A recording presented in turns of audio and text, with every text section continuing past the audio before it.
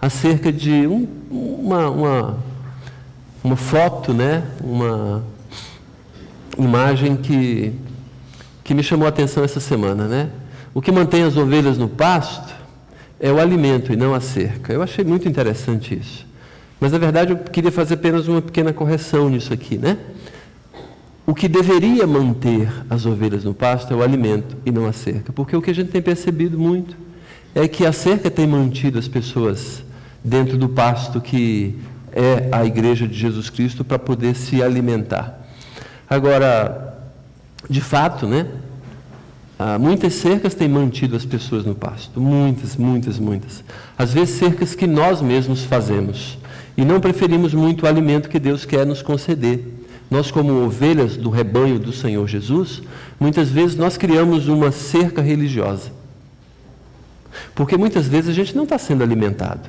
Mesmo porque a gente fica aéreo quando a palavra está sendo exposta. Muitas vezes a gente não presta atenção no sermão. Às vezes a gente percebe mesmo que a gente não tem mudado de vida. Sabe por quê? Porque a nossa vida tem sido do mesmo jeito como era antigamente. Isso quer dizer o quê? Alguma cerca tem me mantido. Não é o alimento quem tem me mantido, embora deveria ser. Porque a Igreja de Jesus Cristo ela nem tem cerca. A Igreja de Jesus Cristo, é bom que a gente saiba desde já, ou desde cedo, de que o ponto principal que a gente deve tentar entender é de que Jesus Cristo não é uma religião. O cristianismo não é uma religião. O cristianismo é uma pessoa que se chama Jesus Cristo. É uma essência. Jesus Cristo é o Salvador do mundo. Cristianismo, então, não é uma religião. Não é um monte de regras que vai nos aproximar de Deus. Não é absolutamente eu cumprindo alguma coisa que vai fazer com que Deus seja benevolente para comigo. Não é por eu cumprir algumas regras que eu vou para o céu. Não é por fazer boas obras. É de fato eu me entregar para Jesus Cristo. É eu, na verdade, crer em Jesus Cristo como meu único, exclusivo e suficiente Salvador. Por isso que é importante a gente entender, e nesse aspecto que nós vamos trabalhar agora, né, nesses tempos, principalmente no que diz respeito a entender esse mundo, ou pelo menos um pouco do mundo espiritual, das investidas de Satanás sobre a nossa vida, nisso mais ainda a gente tem que entender que a religião não bota a gente melhor diante de Deus. O que na verdade nos faz livres, obviamente, dos ataques de Satanás, é esse Jesus, esse Senhor que eu devo perseguir, o caráter dele. Veja só, não é ritual, mas a pessoa de Jesus, o caráter dele. E é importante que a gente entenda isso, porque senão a gente fica na igreja apenas pelo ambiente social, porque temos amigos. A gente fica na igreja, muitas vezes até a contragosto, mas sem aprender, sem ser de alguma maneira transformado pela palavra. E dia após dia a gente fica de tal maneira assim morno, que a gente mesmo vai se acostumando e a igreja passa a ser uma paisagem na nossa vida, um quadro, uma moldura. E a igreja de Jesus Cristo é formada pelos que confessam Jesus Cristo como o único suficiente, o único, exclusivo, suficiente Salvador. A igreja de Jesus Cristo, então, não é um prédio, por isso que não tem cerca. A igreja de Jesus Cristo, então, é invisível. Compõe-se das pessoas que vão morar um dia com Deus no céu, porque entregaram a sua vida para Jesus salvar. Por isso que é importante que a gente entenda isso o mais rápido possível, para que a gente não fique perseguindo igreja, no que diz respeito a local, ou que diz respeito a apenas a formalidade, porque de alguma maneira eu me sinto bem, embora a igreja de Jesus Cristo a gente se sente bem de verdade, mas não bem nesse aspecto físico, mas bem no sentido espiritual, bem no sentido de que eu estou me alimentando de verdade. Ok? Vamos orar e pedir que o Senhor nos abençoe? Eu quero que você mesmo faça uma oração, né? Como a gente tem tentado fazer aqui, né? Para que você permita, você se deixe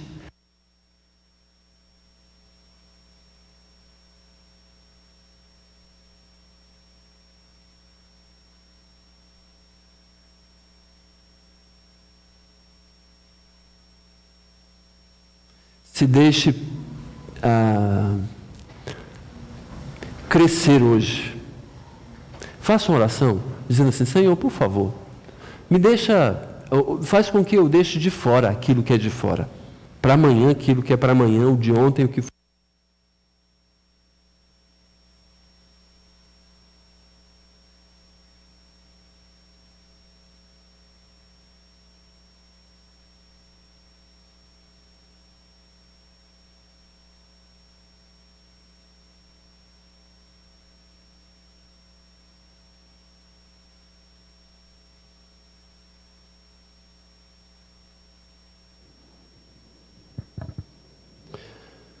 Pai eterno, pedimos mais da Tua graça esta noite, porque reconhecemos de que muitas vezes nós mesmos sabotamos a nossa vida cristã, fazendo aquilo que o Senhor não quer que façamos, fingindo muitas vezes que temos uma vida com o Senhor, preferindo mesmo as nossas próprias vontades, trabalhando de alguma maneira apenas para a manutenção da nossa vida e não focando na missão do Senhor Jesus. Pai, pedimos graça, sim, precisamos do Senhor mais essa noite.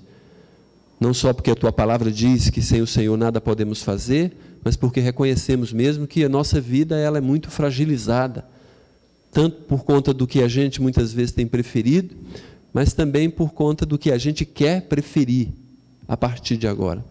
Mas, por favor, Pai, faça com que a gente jogue fora, ou permita que o Senhor trabalhe na nossa vida essa noite.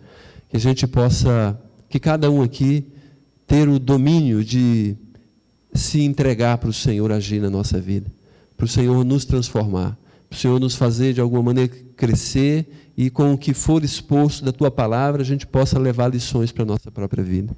Pai, por favor, nos abençoe. Que possamos aplicar a Tua palavra da maneira que o Senhor quer que seja aplicada mesmo. Louvamos o Teu nome e reconhecemos que só o Senhor é Deus. Pedimos a Tua bênção, Pai, esta noite, para que, de fato, a nossa vida corresponda ao Teu interesse. No nome de Jesus oramos. Amém. Ok.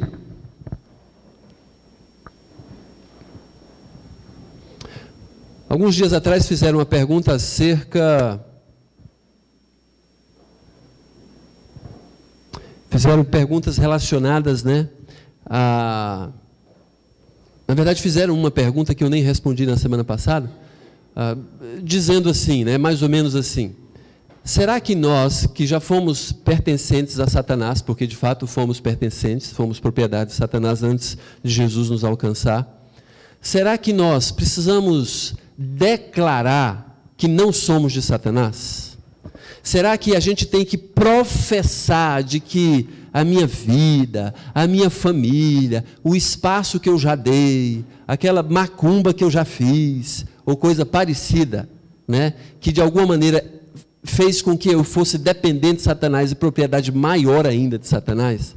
Será que eu preciso confessar e declarar isso agora que pertenço a Jesus? Será que eu tenho que de alguma maneira declarar para todos as hostes espirituais e potestades de que de fato eu pertenço a Jesus?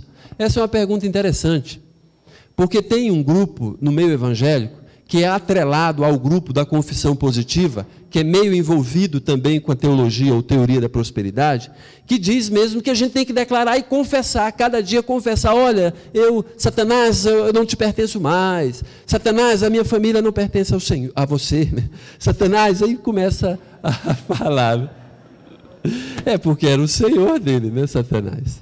Então, quando a gente começa a entender, né, o que a Bíblia diz acerca disso, a gente vai começar a questionar essa questão em particular de a gente ter que declarar algumas coisas para poder soltar as amarras que Satanás um dia tomou da nossa vida, né, ou fez com que a gente fosse amarrado. Olha só o que o apóstolo Paulo fala em Colossenses: e a vós outros que estáveis mortos pelas vossas transgressões e pela incircuncisão da vossa carne, vos deu vida juntamente com ele, perdoando todos os nossos delitos. Isso aqui é o que é o melhor. Tendo cancelado o escrito de dívida que era contra nós e que constava de ordenanças, o qual nos era prejudicial, removeu-o inteiramente, encravando-o na cruz e despojando os principados e as potestades, publicamente os expôs ao desprezo, triunfando deles na cruz. Esse texto é impressionantemente rico e nos diz que nós não devemos mais nada a Satanás. Então nós pertencemos a Jesus e ponto final. Ok? Eu só passo, de alguma maneira, a fazer ou cumprir a agenda de Satanás se eu tão somente quiser, ok? Voluntariamente agora. Antes eu era escravo. Agora eu não sou mais escravo. Veja só, antes eu era escravo do pecado porque era escravo de Satanás. Hoje eu já não sou mais escravo. Eu peco por sem vergonhice só. Eu peco tão somente pelo meu desejo de não agradar o Senhor. Eu peco tão somente porque quando quero dizer sim para Deus, eu digo não para Deus. Na verdade eu viro as costas. Mesmo assim, veja só, eu ainda pertenço a Jesus.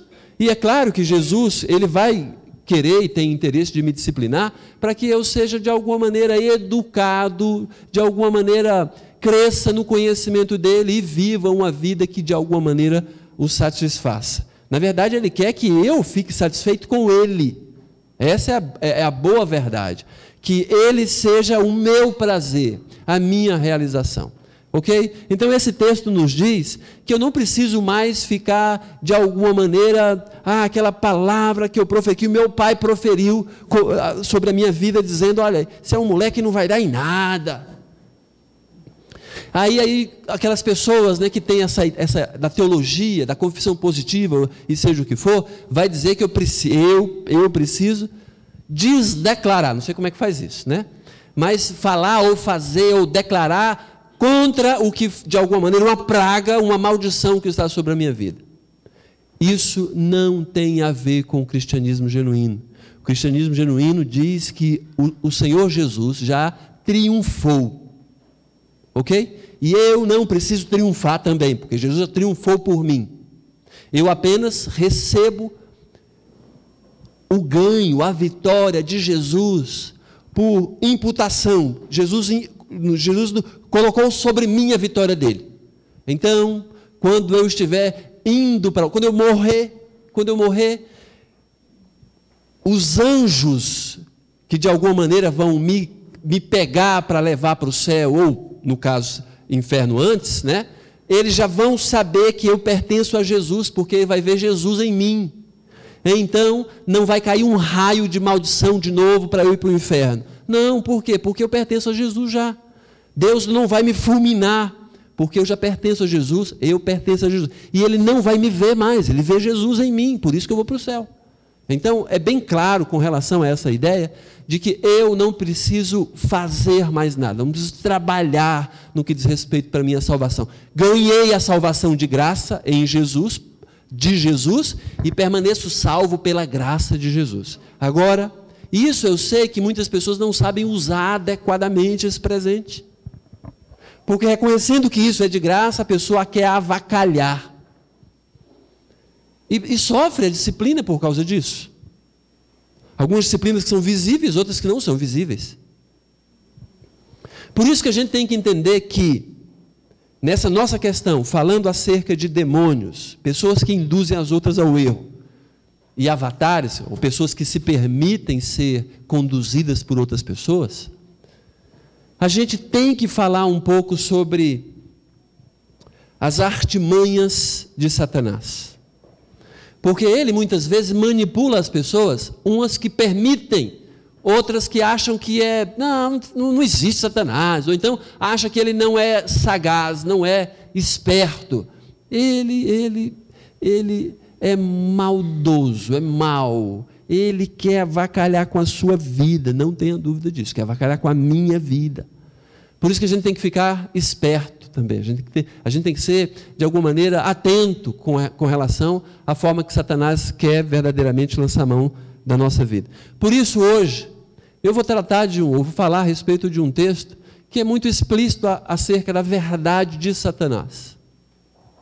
É um texto onde Jesus nos mostrou tanto a maneira com que nós podemos vencer Satanás, mas também um texto que eu acho interessante, porque é um dos textos mais reveladores acerca de Satanás. Nós estamos aqui para falar de Satanás e glorificar absolutamente o nome dele.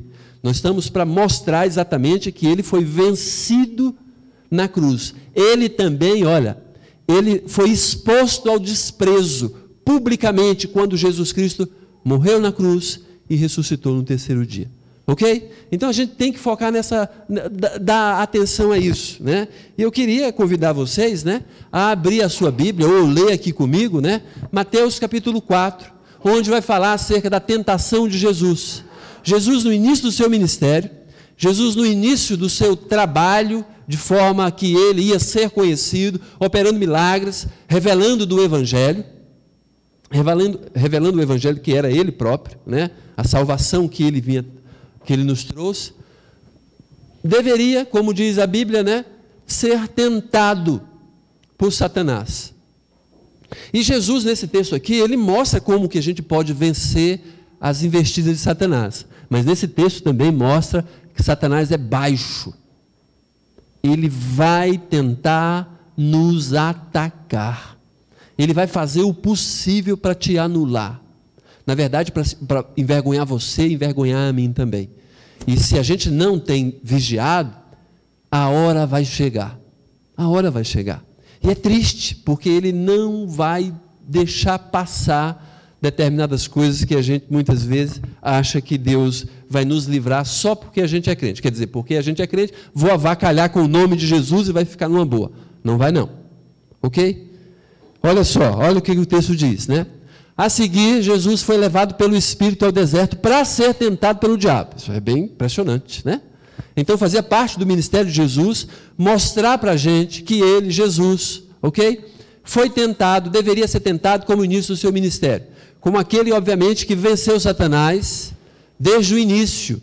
Jesus é considerado o segundo Adão, ok? O primeiro Adão trouxe pecado ao mundo e avacalhou de alguma maneira com a humanidade, porque era representante.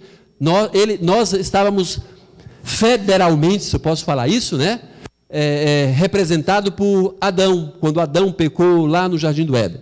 Estava numa boa, todas as circunstâncias eram positivas, e ele preferiu pecar. Aqui a situação é diferente. O segundo Adão, Jesus Cristo, as circunstâncias estavam desfavoráveis. Adão recebeu aquela incumbência: você pode comer de todo fruto que tiver aqui no jardim, mas de um fruto você não pode comer.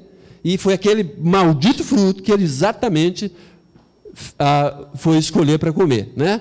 Na verdade, ele não escolheu, ele foi, de alguma maneira, ele se deixou levar, ok? Eva foi enganada, mas Adão, conscientemente, ele escolheu o pecado, ok? Versículo 2 do capítulo 4 de Mateus: e depois de jejuar 40 dias e 40 noites, teve fome. É natural. 40 dias e 40 noites, 40 noites teve fome. Então, quando Jesus foi levado lá para o deserto, então Jesus começou um processo, um momento de jejum. Jejum, obviamente, para ter, e como Jesus sempre nos mostrou, né? Embora Jesus não precisasse, nós precisamos de ter mais sensibilidade espiritual. Jesus, como aquele nosso sumo exemplo, ele está dizendo para a gente que a gente precisa buscar essa sensibilidade espiritual, e com o jejum a gente consegue, ou pelo menos deve conseguir, alcançar um pouco mais de sensibilidade espiritual. Eu não entendo muitas coisas sobre jejum, mas é necessário que a gente aceite isso, ok? Eu só entendo que jejum tem aquele negócio falso que as pessoas falam aí, eu vou fazer jejum de televisão. Nada disso. Isso não é jejum, não. Vou fazer um jejum de Coca-Cola. Eu vou fazer um jejum que só vou comer verdura. Está fazendo dieta. Ok. Depois de jejuar 40 dias e 40 noites, teve fome. Versículo 3. Então o tentador, aproximando-se, lhe disse. Satanás tem essa possibilidade clara. Hoje ele se transforma em anjo de luz, ou pelo menos ele sugere ao nosso ouvido muitas coisas.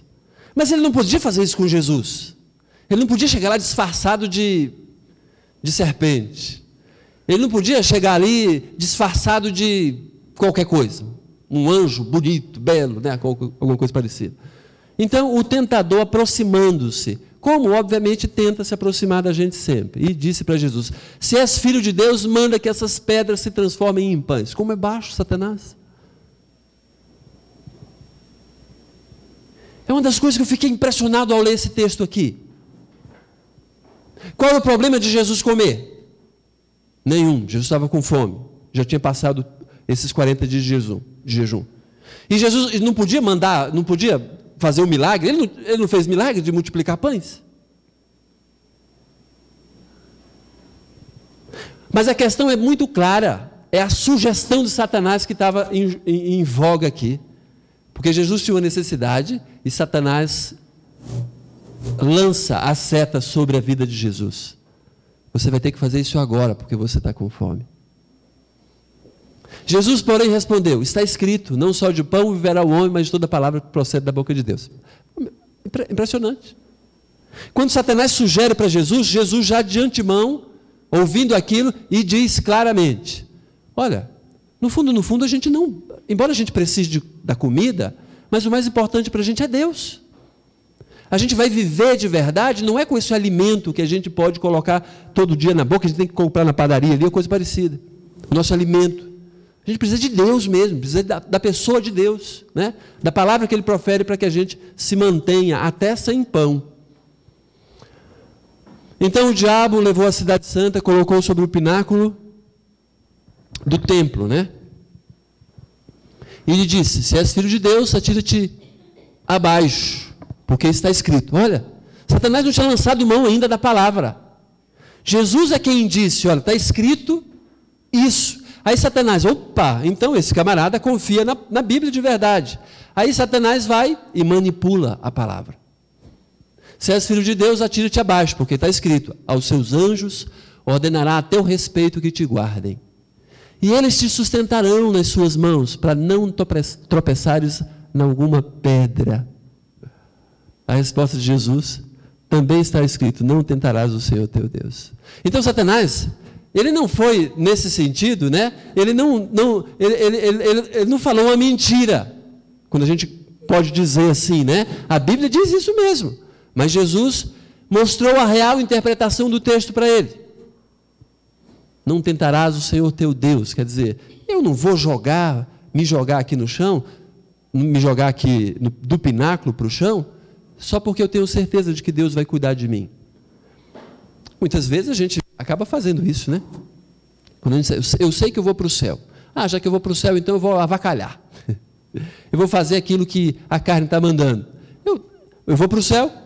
Não é muito diferente disso, não. E às vezes Satanás está falando isso no nosso ouvido, né? É engraçado agora, de forma muito mais impressionante. Depois de ter provado Jesus com uma necessidade de Jesus, versículo 8 diz: levou ainda o diabo a um monte muito alto, mostrou-lhe todos os reinos do mundo e a glória deles, e lhe disse: tudo isso te darei, se prostrado me adorares. Aí Satanás mostrou exatamente quem ele é e o que ele tem buscado. Satanás quer ser adorado, Satanás quer ser reverenciado, e faz uma promessa daquelas assim, de brilhar os olhos de qualquer pessoa que quer poder, de qualquer pessoa que vive em função desse planeta apenas, qualquer pessoa que de alguma maneira ela não foca na vida depois da morte, a pessoa que está com os pés colocados aqui na terra e acha que a vida vai se consumir e vai acabar e as pessoas serão aniquiladas. Olha, isso aqui é tudo que as pessoas muitas vezes querem. Quer o poder, quer o reino, tudo isso te darei se prostrado me adorares. É lógico que a gente pode perguntar assim, mas será que Satanás está fazendo uma promessa falsa? Talvez. Mas de fato, né, a Bíblia nos diz que ele tinha esse poder. Ele tem o príncipe desta era, deste planeta, ele tem esse poder de domínio sobre os reinos. A gente não sabe se ele entregaria. A nossa especulação aqui, a gente já sabe que Jesus nem pecaria, a gente já sabe disso. Jesus não pecaria porque Jesus é Deus, e Deus não peca, ok? Tudo isso te darei se prostrado me adorares. Então Jesus lhe ordenou: retira-te, Satanás, porque está escrito: ao Senhor teu Deus adorarás e só a Ele darás culto. Com isso deixou o diabo. Eis que vieram os anjos e o serviram de forma milagrosa, miraculosa do mesmo jeito. O fato é que Jesus não aceitou a sugestão de Satanás. Jesus não foi conduzido por Satanás. E esse texto aqui nos revela algumas características de Satanás que eu acho que vale a pena a gente refletir hoje. Embora olhando para o poder de Jesus. Jesus é aquele que está em nós, aquele que venceu Satanás, aquele que é o que nos protege, aquele que nos faz, de alguma maneira, vencedores. Por isso, então, a minha proposta de hoje é tentar verificar algumas verdades a respeito de Satanás. E o texto que a gente já viu aqui, né, ele nos sugere algumas coisas. A primeira delas é que Satanás prefere nos atacar quando nós estamos passando pelo deserto. Certamente você já passou e vai passar por alguns desertos na vida. Aqueles momentos que a gente entende que nós estamos sendo, às vezes nem entendemos, estamos sendo ensinados, estamos em teste. Que deveremos crescer. Aqueles momentos que a tentação ela é mais violenta. Sabe por quê? Porque eu estou passando por um momento de dor. Esses dias um conhecido, amigo, perdeu uma ente querida. E num dos momentos ali, ele falou: eu tenho que conversar com Deus, eu quero gritar. Mais ou menos isso. Você acha que Satanás não sabe que nós, nas nossas dores, nós ficamos mais fragilizados? Sabe sim. E você passa por necessidades, você passa por dores. É natural do ser humano. Aí você certamente já entende que Deus está sobre tudo e sobre todos. Deus está no controle. E por Deus estar no controle, o que você muitas vezes, né? O que você deveria fazer ou deveria pensar quando está passando por uma necessidade, ou uma dificuldade, ou uma dor? Deveríamos pensar automaticamente: Deus está no controle. Deus permitiu isso porque tem um propósito bom para a minha vida, não um propósito ruim. No deserto, nós, muitas vezes, somos aqueles questionadores do poder, da grandeza, da soberania de Deus. No deserto, eu me lembro quando as minhas filhas nasceram. Ambas nasceram, e graças a Deus fizeram aniversários anteontem e ontem. Uma bênção que o Senhor nos deu, mas eu lembro, a Ivonilce mais do que eu, lembra de quando elas nasceram. A Ana Luísa, quando nasceu, ficou 10 dias na UTI neonatal. Eu lembro que às vezes a gente voltava para casa chorando, naqueles primeiros 10 dias. A gente falava assim: Senhor, o Senhor nos deu a Ana Luísa, a gente entende isso, não era reivindicando, não estava gritando com Deus, mas a gente falava: Senhor, o Senhor nos deu a Ana Luísa, nós entendemos que é para a gente administrar o crescimento dela, e não para os médicos, as enfermeiras, cuidarem dela.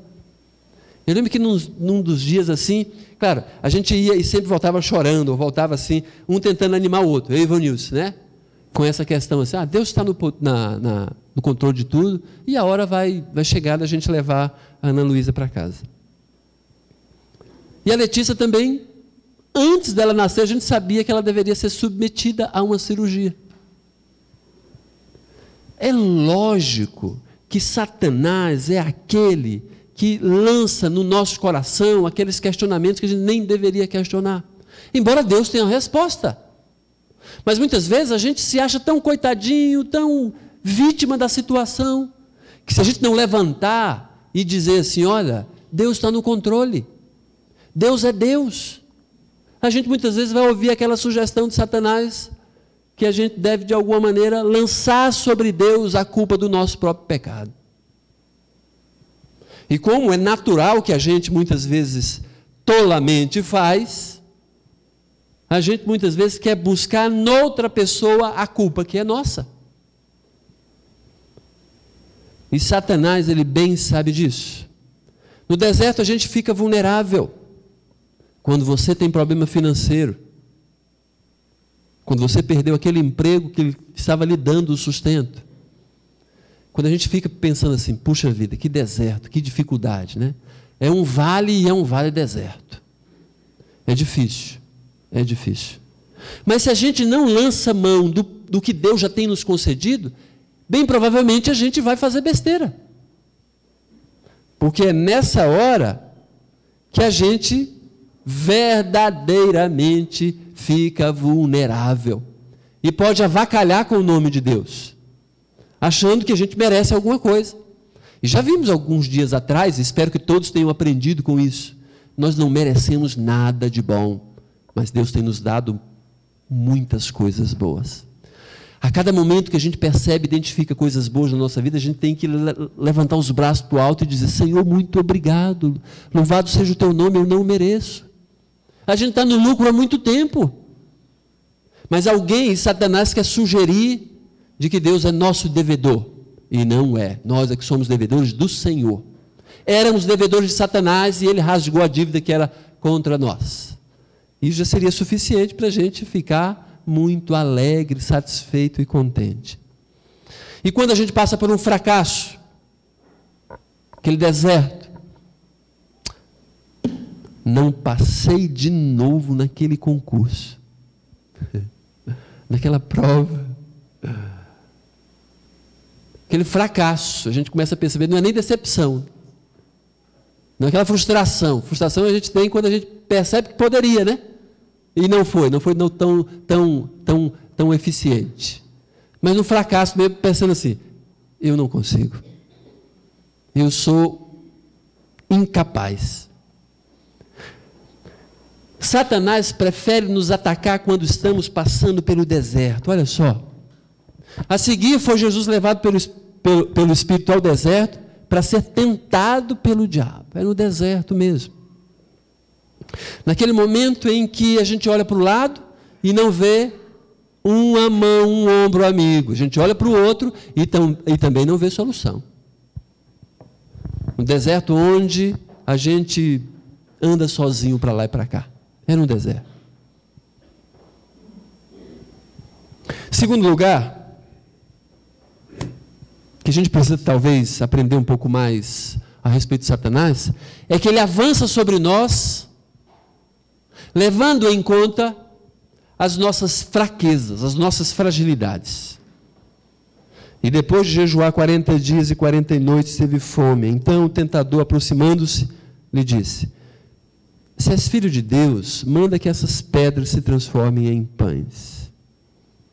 Ora, não precisa explicar para ninguém aqui a razão pela qual Satanás lançou mão dessa ideia de pão.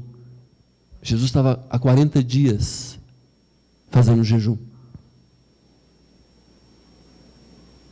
Satanás sabe que todos nós vamos tentar legitimar o pecado. Isso quer dizer o quê? Nós somos craques para desculpar o nosso pecado. Ainda mais se a gente tiver uma desculpa grande. Sabe quando a gente é fechado no trânsito? A gente julga que tem o direito de xingar o cara, a mãe dele e a geração dele. A gente julga que a gente pode ficar irado. Por quê? Fizeram mal contra mim. Olha o perigo que eu corri, a minha família correu. E eu estou falando, estou irado, estou com raiva aqui, né? Julgando que isso é justo. A gente muitas vezes julga, a gente coloca como desculpa o pecado. A ira, por exemplo. Não, mas tem uma ira justa. Não, para a gente não tem. É igual mágoa. Tem gente que fala que tem mágoa. Estou magoado. Aí faz uma cara assim de galinha apedrejada. Estou magoado. Né? Sabe por quê? Porque a gente se coloca como vítima. E nunca como pecador. Pecador.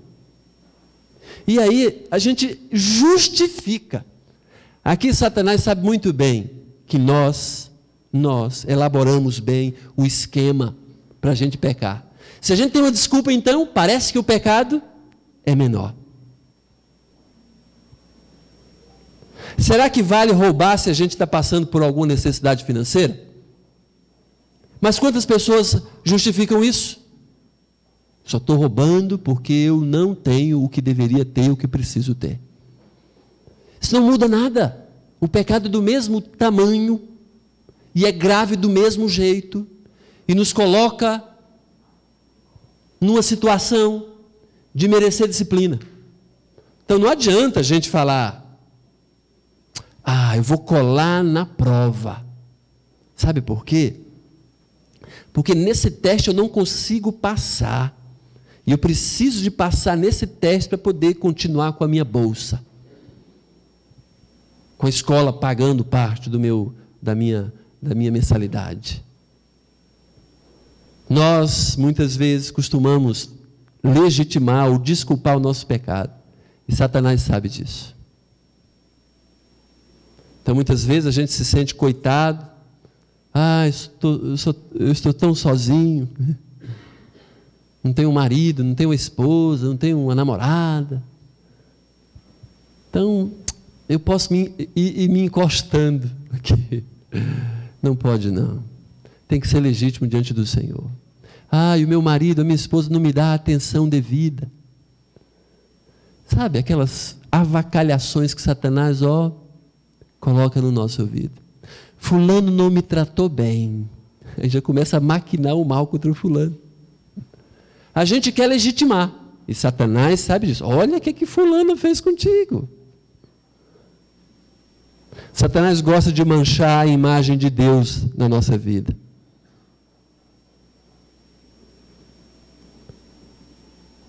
Muitas vezes a gente acha que as pessoas têm que ser do jeito que a gente quer, não é isso? Às vezes a gente começa a listar na nossa vida, né, aquelas qualidades que a gente gostaria. Aí se aproxima de algumas pessoas que não têm aquelas qualidades. Aí a gente começa, de alguma maneira, ou a avacalhar com a pessoa, ou a, de alguma maneira, estragar a vida da pessoa, porque a pessoa não é do jeito que a gente quer. Eu falo isso e confesso, o grande problema que eu tive com relação à organização. Eu não sou organizado. Não, então se você acha que eu sou organizado, você imagina o que eu acho, então, da desorganização. E logo que quando casei, eu percebi que a Ivonilce não era organizada.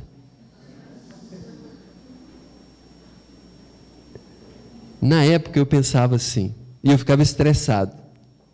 Como é que alguém pode deixar calçado debaixo da cama? Como é que alguém pode espremer um creme dental pelo meio, do meio para frente, e deixar aquele resto para baixo? É besteira, não é? É besteira. Depois eu entendi que isso era besteira. Como é que alguém coloca o papel higiênico saindo pela parede, sabe, aquele virado para lá? Gente, eu não sou um monk não, tá? Não sou. Não, mas olha. Mas sabe que me estressava isso? Depois eu fui confrontado por Deus. Abisaí, você tem mais interesse de que a Ivonilce seja parecida com você do que a Ivonilce seja parecida comigo. Eu falei, Senhor, me perdoe. E de lá para cá eu fiquei só orando para a Ivonilce ser organizada.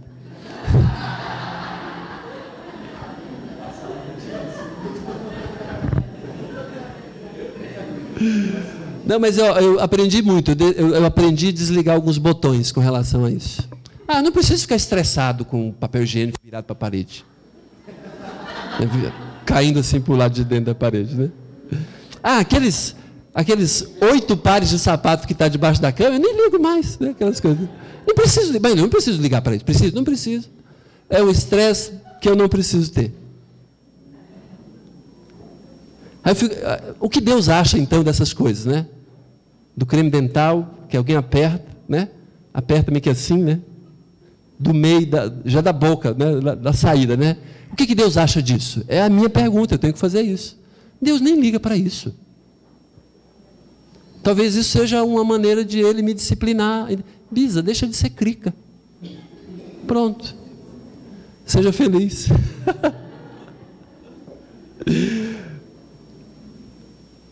Satanás é mau e nos conhece. Essa é a grande verdade.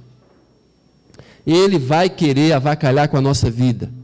Ele sabe para onde os nossos olhos apontam. Ele avança sobre nós, levando em conta as nossas fragilidades. Às vezes coisas bestas, igual essa questão de organização.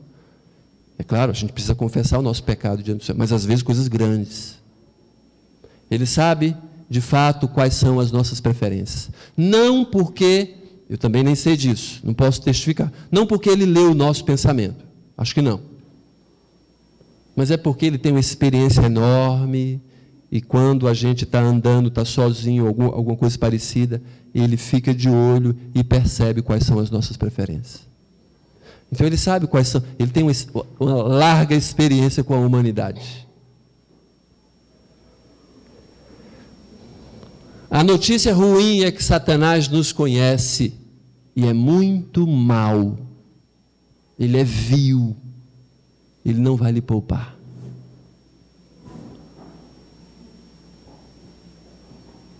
Terceira verdade, eu acho que a gente pode aprender muito com isso também, é que ele manipula o que nós temos como autoridade. Quando ele diz, se és filho de Deus, atira-te abaixo, né? Porque está escrito, aos seus anjos ordenará a teu respeito que te guardem, e eles te susterão nas suas mãos, para não tropeçares em alguma pedra. Ele manipula. Ele está usando um texto fora do contexto. Ele está usando um texto para avacalhar. Mas Jesus já tinha mostrado para ele que a palavra era o alicerce ou a base. Na verdade, ele manipula as verdades para que a gente diga assim, é mesmo. Muitas vezes para justificar o erro. Não é só para desculpar agora não, é para justificar aquilo que a gente fez de errado. Tem gente que compartilha alguma coisa para você só para que ele se sinta justificado. Fiz tal coisa, né? Não vi tão mal nisso não. O que você acha? Só para escutar a pessoa falando, não tem problema com isso mesmo não. E tem. Muitas vezes tem, a pessoa está te manipulando. Fulano, o que você acha? E a pessoa nem vai ter coragem muito, né?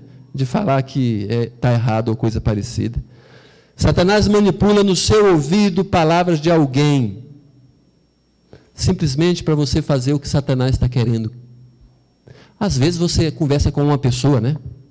E a pessoa não entende aquilo que você quer explicar. Na verdade, ela vai deturpar aquilo que você está falando. Porque ela quer ouvir uma coisa e vai naquela direção mesmo. Às vezes você vai ter que chacoalhar a pessoa, você não entendeu isso, não entendeu. Mas você falou. Porque Satanás, ele chega na frente, sabe que a gente está querendo aquilo. Está vendo? Fulano falou que é para você fazer mesmo.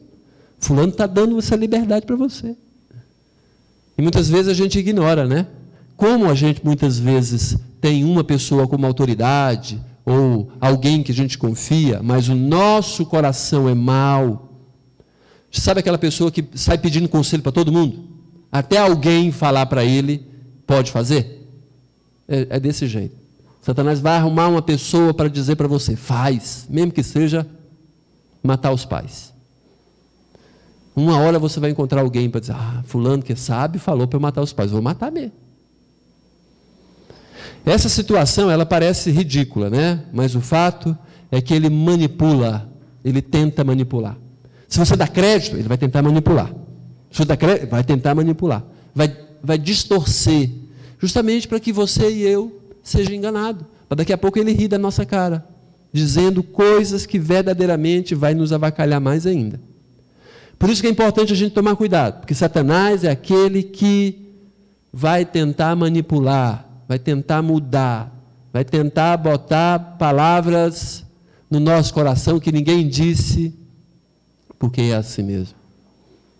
Eu, esses dias, nem sei exatamente quando, mas eu tive um susto de lembrar que eu já tenho 20 anos como pastor.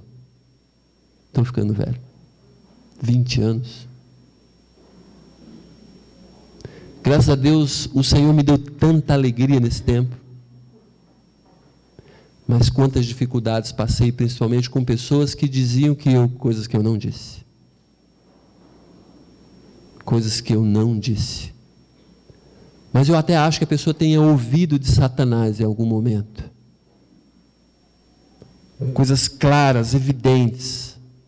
Mas como é só a pessoa e muitas vezes o pastor, e ela quer afetar o pastor, fulano me disse assim. O Senhor é juiz entre nós. O Senhor é juiz. E é mesmo. E tem provado isso. Aleluia, glória a Ele por causa disso. Mas talvez a pessoa tenha até ouvido. Porque Satanás, para avacalhar, vai manipular mesmo.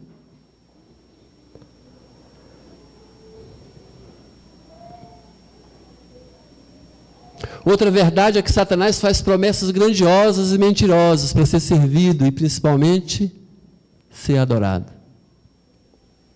Sabe quando a gente aprendeu desde cedo que Satanás é o pai da mentira? Satanás é o pai da mentira. Será que você não está sendo manipulado por Satanás quando faz algumas coisinhas, né, dizendo assim, vou me sentir melhor falando mal de fulano? Quer dizer, Satanás é quem faz essa promessa para a gente. Você vai se sentir melhor se você for vingativo. Satanás é que faz essa promessa para a gente. E a gente vai aceitando. Satanás é o pai da mentira. Só um parênteses aqui. Eu lembro um dia que a Dani foi confrontada por uma mentira que ela falou. O Kleber confrontou a Daniela com a mentira que ela falou. Aí Kleber, obviamente, ensinando com a palavra, falando para Dani, Dani, você sabe quem é o pai da mentira? Quem é o pai da mentira? Aí ela própria apontou para o Kleber. Aí o Kleber entendeu que ela não tinha entendido, né? Menina, não é o pai da mentirosa, não é o pai da mentira. Então, olha, muitas vezes a gente não entende essa questão mesmo de que Satanás é o pai da mentira. E muitas vezes, Satanás tem feito promessas mentirosas para a gente. E a gente, pega de Satanás. Ele usa de todas as artimanhas. Vou ficar feliz quando a qualquer custo conseguir isso ou aquilo. Ele fez essa promessa também para Eva e para Adão. Coma do fruto, você vai passar a conhecer o bem e o mal. Você vai ser igual a Deus. Mas não falou as consequências e o preço tão caro que era o pecado. E Eva comeu e deu ao seu marido e ele comeu. E a vida degringolou e a desgraça reinou. E a gente sofre essas consequências até hoje. Olha, nós somos pecadores, não é porque pecamos, não. Nós pecamos porque somos pecadores, já nascemos nessa condição. Herdamos isso. Por isso que precisamos de Jesus. Nós estávamos mortos, por isso que precisamos de Jesus para nos dar vida.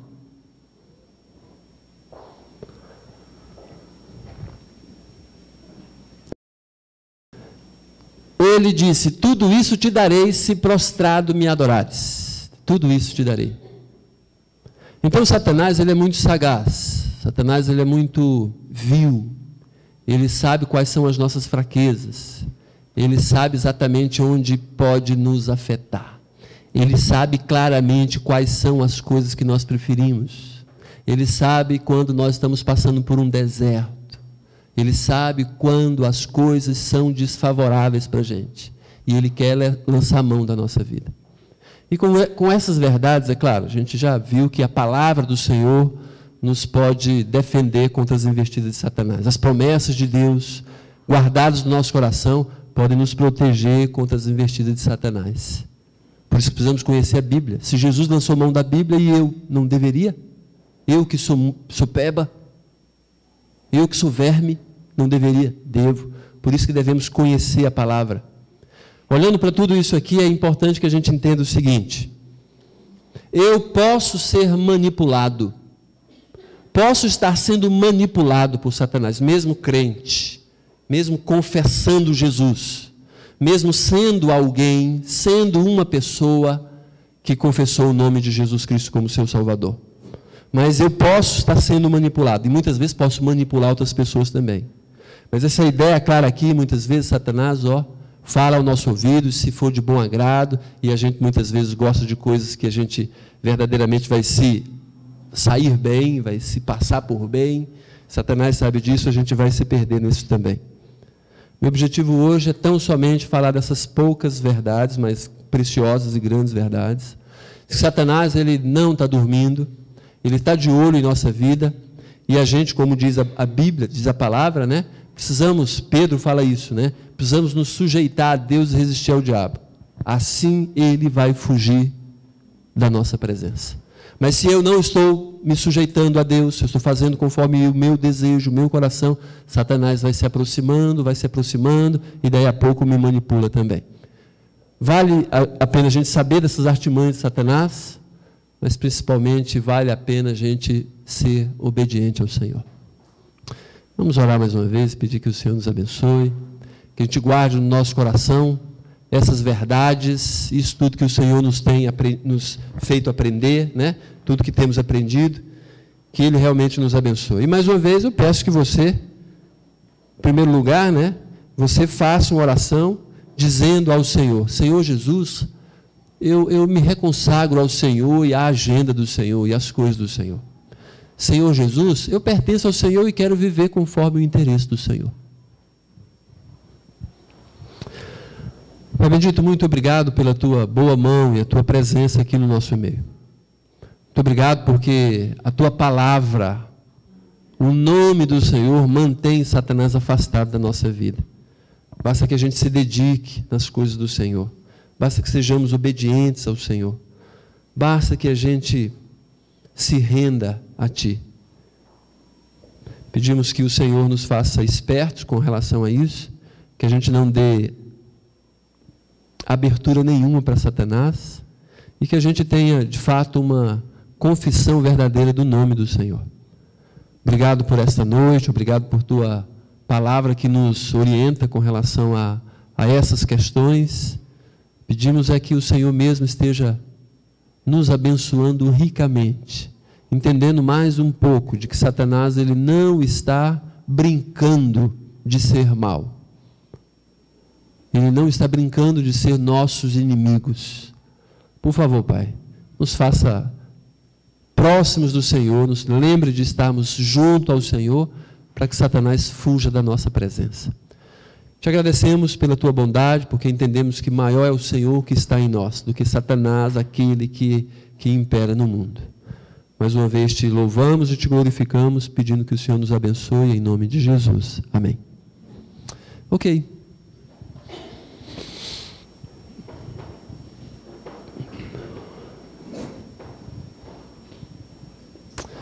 Tá bem.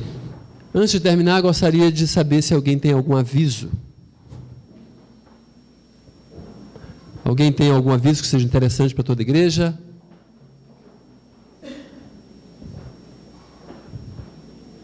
Não temos? Lindalva.